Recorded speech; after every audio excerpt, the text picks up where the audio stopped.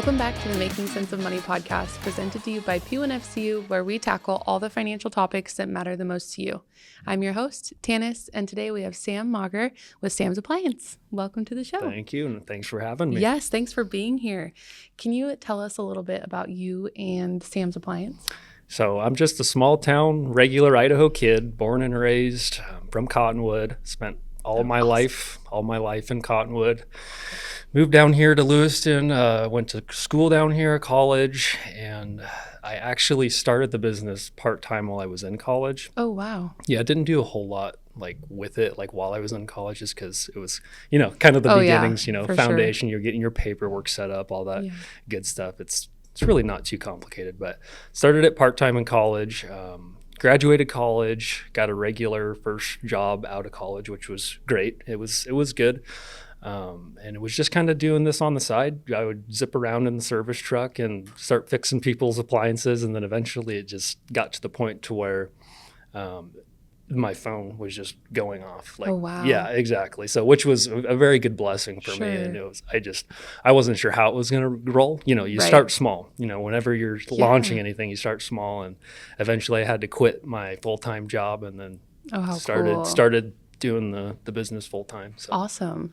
Did you grow up working on appliances, or where did that come from? Yeah. So my father forced me into this trade involuntarily against my will. And it was okay. I just had to help him though, right? I didn't have an option. Sure. And so looking back on it though, I'm glad he did do that because it taught me, one, what hard work was, and it gave me a skill that you can take with you, and which is what I did. When I moved down here, after college, I thought to myself, hey, why am I not doing this? Right. And so I started to do it, and then I was like, wow, maybe my old man knows something. Oh, so, yeah, absolutely. Yeah. And then it just blew up to something it just slowly got bigger and bigger. I started with an ad in the newspaper. Wow. So my first 20 clients were just old people, and it was fantastic. It was good. And then eventually, Google started to recognize me as a business. And then from there, you start getting regular foot traffic, and then you do a good job, and then people start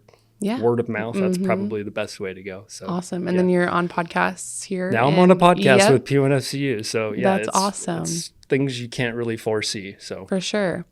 So you mentioned that obviously that was something like a skill that you've learned.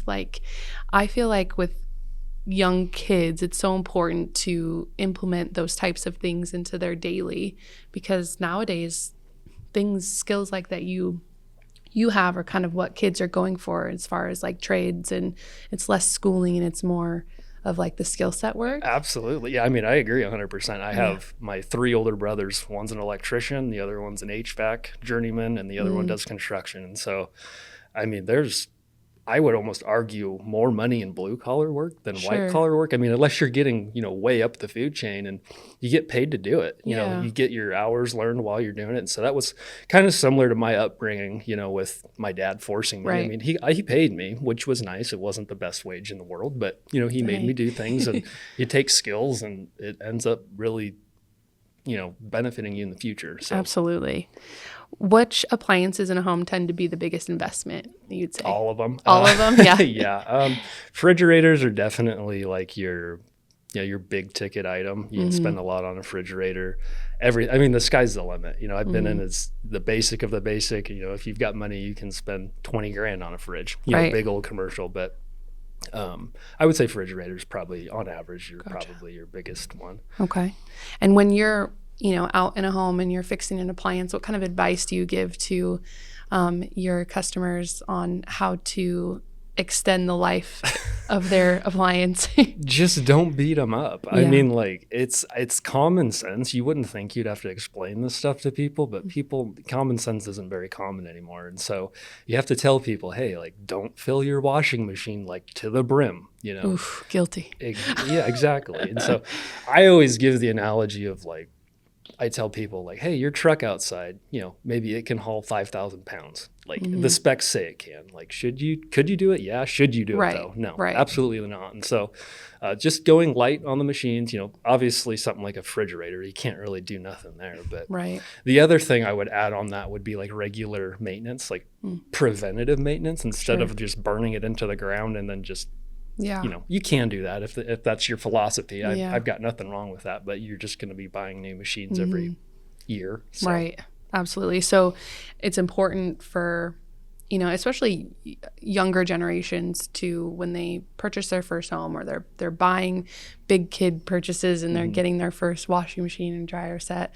And it's important for them to consider preventative maintenance, things like that, in order to save the money down the line. Absolutely. Because that can be a hard thing, is like, I have to call Sam for my annual whatever, and it's like, but that's going to be like a certain amount of money, and it's hard to justify that sometimes when you're young, but it's important, is what you're saying. Absolutely. What about some early signs an appliance needs attention? If you start hearing a noise, don't ignore it. Got it. That's where it's at. Hear a noise, don't ignore it. At least do a little research, call me. I mean, I'm more than happy to give advice. I know a lot of the other guys down here, they'll give you advice, Yeah. So just don't ignore the early signs and stuff, and you'll save a lot of money. Got it. Or that something stops working as good as it used to. Yeah. Yep. That too.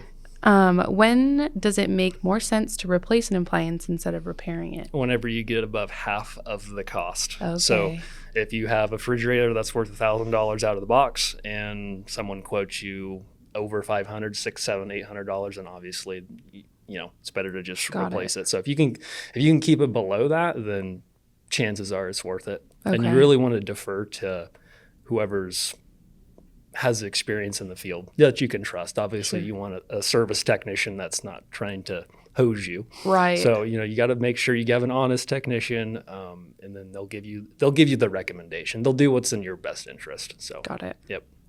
Well, at least you will. Absolutely. Yep. What's one thing that you're learning about money through starting a business? I would say move at the speed of cash. Oh. Elaborate on that. I was just at a very young age in high school, I was just always taught to be real prudent, with cash and money and how it works. And so a lot of people will go into business thinking that I got to have 3 brand new work trucks right away. I've got to have this, I've got to have that. And then they'll sign up for a $1 million loan and totally bankrupt themselves. Mm-hmm. The number one reason businesses go out of business in their first 5 years is cash flow. So if your cash is not coming in faster than it's going out, you're done. Business, you can even be profitable. And if your cash isn't coming in quicker than your cash is going out, you're done. And so very important cash flow. Knowing your numbers, probably spent about a year forecasting and budgeting before I even started my operation, and then let alone 16 years growing up in it. And so don't go into business. In a business, you have no idea what you're doing. It's a good way to set yourself up for failure. Sure. So you're so young. How did you learn all of that? Who helped you with that? Well, I had a great high school teacher. His name's Ryan Hasselstrom at PHS. I think I don't know if he's still there or not, but he's a great guy. Gives a lot of good advice. And so I've taken a lot of educational classes. I've been through all the college stuff, and it was a personal finance class back in high school taught by him. That is by far probably the best class I've ever, it's affected my life substantially. So, awesome. Yeah. Well, thank you so much for sharing your experience and sharing all your advice today. I'm sure our viewers can benefit from that. Great. So thank you so much for being here. Absolutely. Thanks for having me. Happy to give some advice. Yes, thank you. And thank you to everybody for tuning in. We hope you learned something new today and feel one step closer to making sense of money. Don't forget to check out our newsletter and subscribe at p1fcu.org. We'll see you next time.